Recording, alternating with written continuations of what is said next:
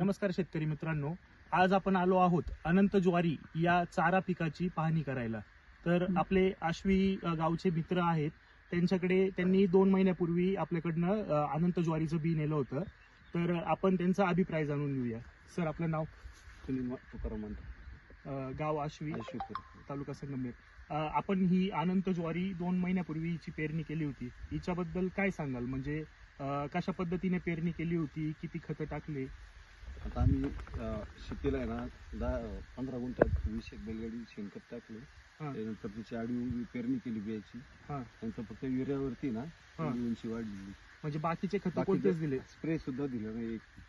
म्हणजे कोणत्याही गरजच भासली नाही. किडीचाही अटॅक नाही झाला? काहीच आळी तर अजिबातच नाही कुठे. अच्छा. आपण जसं म्हणत होतो की अनंत ज्वारी ही इतर चाऱ्याच्या ज्वाऱ्यांपेक्षा वेगळी कशी आहे, तर हिच्या 20 ते 25 कापण्या होतात. तर पहिली कापणी करताना तुम्हाला वजनात किंवा तिच्या सकसतेवर कसं वाटतं? सकस आहे ना, गाई पण पडून देत नाही. गायांना पोषक आहे. मग तुम्ही कुट्टी करून टाकता की कुट्टी तसं टाकून बघितलेलं आहे? तसं पण खात पूर्ण खातात सगळं? म्हणजे एखाद दिवशी जर चाऱ्याला वेळ नाही भेटला तर आपण ते तसं पण टाकू शकतो.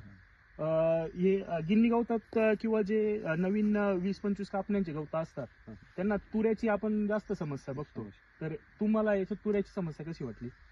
शक्यतो आता एवढी उंची वाढली पण तुरा आलेलाच नाही. हा किती महिन्याचा प्लॉट आहे?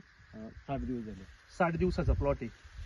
म्हणजे तुम्ही साधारणतः 55 दिवशी पण कापणी केली आम्ही. 55 दिवशी इथं आपण बघू शकता हे फुटवा केलेलं आहे.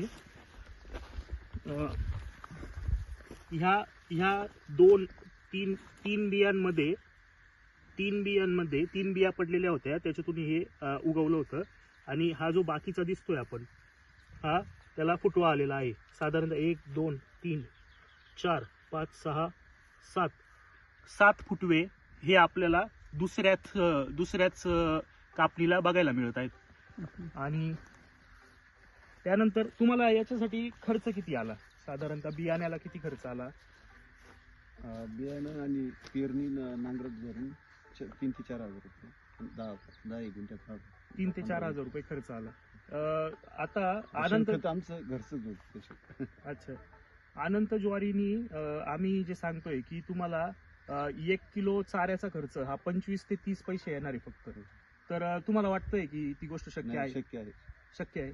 कारण तुमचं समजा 2-3 वर्ष इतर खर्च वाचणार आहे. म्हणजे जेव्हा आपण परत नांगरट पेरणी पूर्ण खर्च.